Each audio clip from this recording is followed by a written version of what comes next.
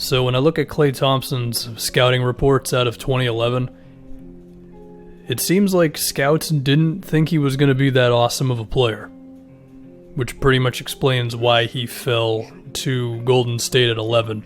At the time, he didn't really fall. In fact, if I look at enough mock drafts, you could argue that at the time, Klay Thompson actually was selected ahead of when he was really expected to be picked, which was more in the teens. I mean, there was a decent chance that he was going to be picked outside of the lottery.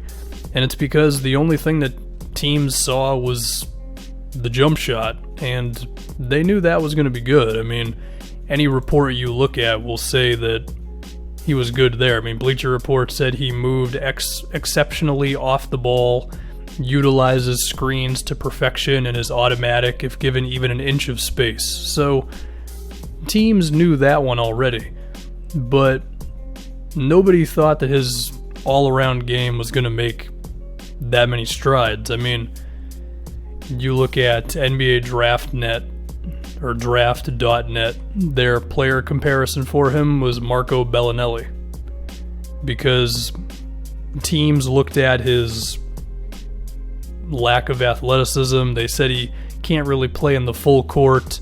He's a momentum athlete is something that I saw. The idea of, yeah, if he gets ahead of steam going to the rim, which is just a straight line dribble, then he could have some decent finishing ability, but he's not really going to be dunking on anybody or finishing through guys like that. And all of that is held up, by the way. But the one big thing that I think a lot of these scouts did not project with Klay was his defense. Except for, I guess, one little thing from Draft.net where they said his 1.5 steals a game as a senior showed his progression as a defender. So they gave him a little bit of that, but it just seemed like everybody else was basically just expecting a shooter, and that was it. I mean, Bleacher Report also said like a poor man's Ray Allen or a wealthy man's Kyle Korver. But another interesting thing that was pointed out somewhere was the idea of if Klay ends up in the right place, then we could see his career take off, and I think it's safe to say that that happened. I do want to get into some of the guys selected before him in a little bit, but we do want to talk about this. Obviously, he ended up in the perfect place for him. The ball movement, the playing with Steph Curry. Milwaukee had the pick right before Golden State at 11. I don't remember how the Bucks actually had this pick because they were a good team the year before. I don't know. But between Brandon Jennings and John Salmons, and Salmons wasn't that good, but he was like 30 and he could give you 15 a game. That, to me, sounds like the type of thing where Klay maybe rides the bench for a few years, and the nerds of the NBA are screaming, why the hell isn't this guy playing more? I think Utah, who selected right after Golden State, they went with Alec Burks. Like, Burks played 16 minutes a game that year, same position as Klay, in between Hayward and Devin Harris and Rajah Bell and Josh Howard. There were already a decent amount of vets there. But Golden State just had the foresight to select a guy like Klay.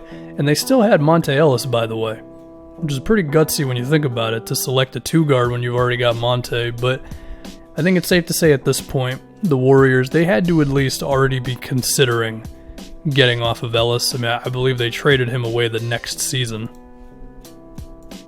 They did, so they made the right move on that one, but not everybody makes that move. I mean, a lot of teams would just hold on to Ellis because, for whatever reason, or they just wouldn't have selected Klay when they already had Monte and Steph Curry.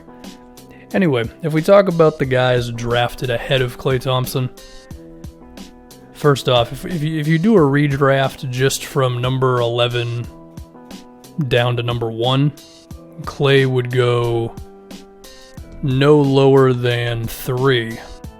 Some of the guys picked ahead of him, I mean, Jimmer, that's a big loss for the Kings, who ended up with Jimmer. Milwaukee actually made the pick. I don't remember how they actually arranged that. It's crazy to think that Jimmer Fredette projected higher than Klay Thompson. It just goes to show you, man, like, who ends up being really good in college It's not always the transition in the NBA. I mean, you're talking about what was Jimmer, 6'2"? He was 6'2" versus Klay at 6'7", and just that difference ended up being pretty massive. I mean, Jimmer's shooting ability was always there, but he didn't have the ball handling skills, he didn't have the shot creation, he just didn't have it. And we see the difference with Klay, of course. That's the thing. I mean, Klay, like, teams knew his handle was never going to be great, and Klay's dribbling, I mean, it's gotten better, but it's still not good, we would say. The ones that are really tough to look at as drafted above Klay are Jan Vesely and Bismack Biyombo. I mean, Enes Kanter is rough too, but with Kanter, it's like 2011. We still haven't totally figured out the whole, if you can't defend a pick and roll, then you're not that valuable, at least as a starter yet. Derek Williams is also a rough one. I think I might do a video on Derek Williams exclusively. I feel like that's what it's going to be for a bit, is just looking back on drafts and particular picks more so than redrafts, I guess. I wonder if a guy equivalent to Klay was going to enter the draft this season, where would he be favored versus some more like rolling and defense first bigs? I mean, I think the last guy to get some comparisons to Klay was Kevin Huerter, and he fell to 19th. I mean, that is something that does interest me. Like, at some point, are we just going to give up on bigs entirely in the draft? Like, you look at Mo Bamba, who was selected 6th, right? Everybody knew that Mo was going to be a project, whereas Wendell was a little bit more of a right now thing, and Mo was selected before Wendell. If we wait 5 years, does a guy like Mo Bamba fall to 19, and then a guy like Kevin Huerter jumps up to like top 10 or something, with the idea of, yeah, we know that both of these guys are going to take a little longer, but with Huerter we're confident in his shooting, and with Bamba it's more of, well, we can get ourselves a big guy. I don't know. And I think this ties back into Klay Thompson's 2011 draft in some way, because I just think, like, just with where we are in the NBA now, it's wild to look at and see that Enes Kanter, Tristan Thompson, Jonas Valanciunas, Jan Vesely, and Bismack Biyombo were selected before a guy that everybody agreed was going to be one of the best shooters in the league. I guess to talk about the projections on Klay's defense a little bit more, you know, I get it, he was not the most athletic guy, but he still had a positive wingspan, and given the height, of course, it's kind of wild how people just weren't projecting his defense kind of at all when I look at some of the scouting on him.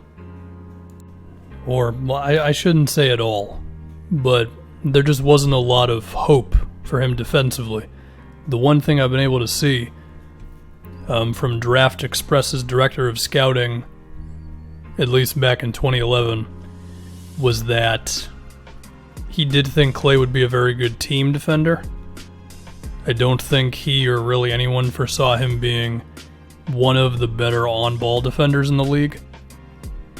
But I think it should also be said, probably should give some credit to Mark Jackson for developing Klay's defense, because Mark, he did bring in a defense-first mentality to Golden State when he showed up. And I mean, look, I think there's good reasons to why Mark Jackson has not been hired by an NBA team. If you dive into the behind-the-details things of stuff that went on with that Golden State team, on top of the offense was never good enough, but defensively, he definitely got them going on the right track.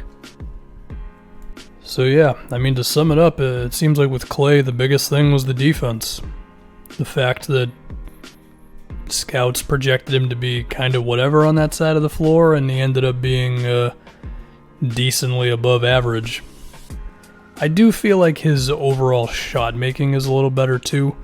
Like, I feel like there was a fear with him that he was just going to be a standstill shooter. Like, he wasn't going to be able to hit contested shots like that or make contested mid-rangers. I mean, Klay has been one of the best mid-range shooters in the league, and he takes a decent amount. I mean, The last season he played, he attempted about 36% of his shots from mid-range, and he's in the mid to high 40s with that pretty much every year. So that's a nice amount of points as well.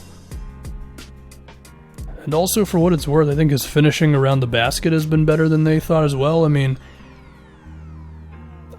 I don't know. I guess it's, is Klay a great finisher or is he great at picking his spots? I mean, he effectively is a great finisher. I mean, he has shot 67% at the basket for his career, but we know he's not pulling a James Harden and finishing through 2 or 3 guys every time. But if you find a way, then you find a way, and it's cutting to the rim and like setting a screen, coming off of an off-ball screen and then straight dribble to the basket, like that type of stuff. It's enough, it's enough. So, yeah, Klay, he just became a very good all-around player, is the best way to put it, while he still averages 2 rebounds and 2 assists a game.